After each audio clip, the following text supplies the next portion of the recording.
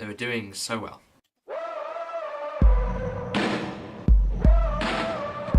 Hello guys, this is DJ Studios and welcome back to my channel. Today I'm reviewing the next episode in Doctor Who Series 11, which is called It Takes You Away. This episode is about the Doctor and her team going to Norway and finding a shack that is abandoned apart from one girl who is sitting there looking for her father.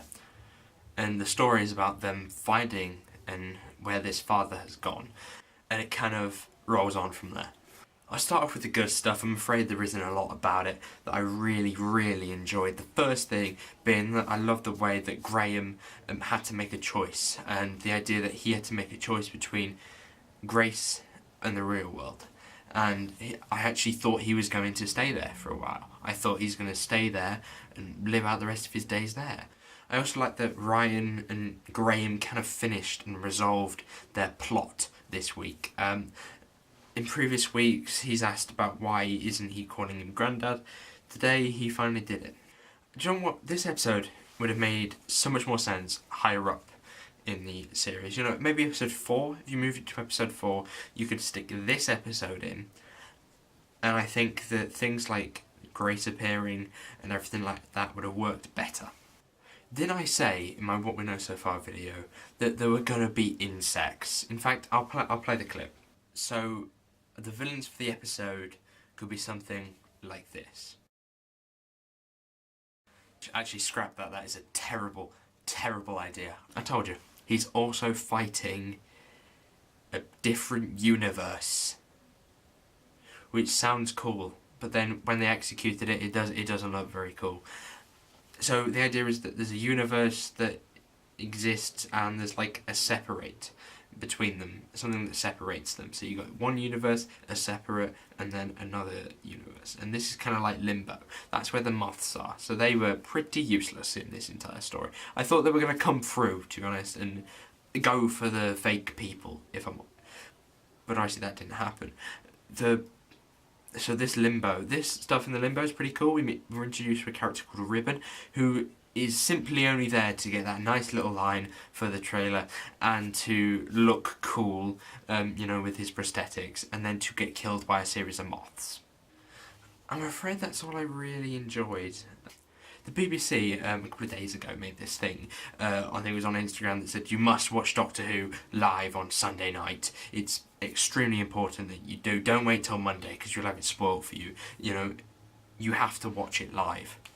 So this kind of piqued my excitement for the episode, and we didn't get any of that. We just got a lame episode of Doctor Who. But the only reason that they would have done that was to say, watch it on Sunday, because if you watch it on Sunday, we can say that we've got this many views on Sunday of our episode. But then Doctor Who works on word of mouth, so if I say to someone, hey, Doctor Who was good last night, they're more likely to watch it on the Monday than, you know, to wait for the sort of hit or miss of Doctor Who. They choose their episodes from other people, so if they watch it live on Sunday, they've got the view even if they're disappointed by the end of it. When that frog showed up, I immediately thought, no, this episode is definitely not good anymore. I thought that it had promise and then it disappeared as soon as that frog showed up. I'm sorry, but the animation for the frog actually isn't too bad. It looks almost real. It looks like it's been done with animation, like stop motion animation. But the bit when it puts his hand up, right, 3 questions. Why is it a frog? Why does the Doctor have to make it his friend? This thing could be anything, so why is it a frog? Oh, I've already mentioned that. Oh, I can't finish this video without saying, why does Ryan get taken out by a door? Imagine the amount of force that she would have used to, like, hit him with that door. So this episode had so much promise, there was so much in it that I thought, yes, it's going to go well. There's a bit with Grace, and I thought, yes, it's going to resurrect itself, and no, it didn't. And there's this bit when I felt like the Doctor was going to get something to do with this series arc that they got on, you know, the Timeless Child. I thought that, you know, it changes to a form that you like, so it would change to a Time Lord, probably, and if it changed to a Time Lord, it would change to a Timeless Child thing. It's a placeholder. It's simply holding a place before the finale.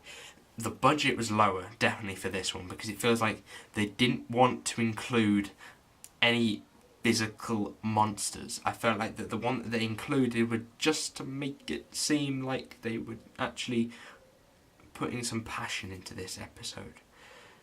I also felt like this episode would have done better being further up in the roster of episodes this year. It's a real shame.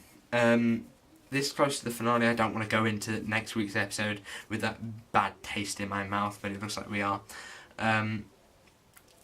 Again, I said that episode before the finale tend to be less quality than the previous ones in the series. It's a shame, but I suppose it's just the way it is.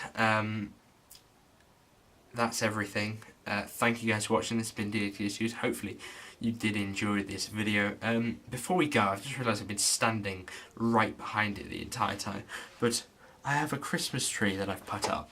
Now, this is not finished because there is going to be a Doctor Who themed decoration on the top of it. Oh yes! But that is going to look cool in future videos, I hope. The problem is with this is that I have to keep rubbing white dust off my table, which is black, so it shows up, and I have to keep taking it off. It's really annoying. There we go, guys. What did you think of the episode? Talk to me down below in the comments. I'm really looking forward to what people think about this episode, because it can go two ways. I feel like this episode may be trying to be sort of Blink, and then kind of came out as Love and Monsters. That is how I'm going to summarise this video from now on. Wanted Blink, ended up with Love and Monsters. It's a shame, but that's just the way it is. Anyway, thank you for watching, and I shall see you soon. Goodbye.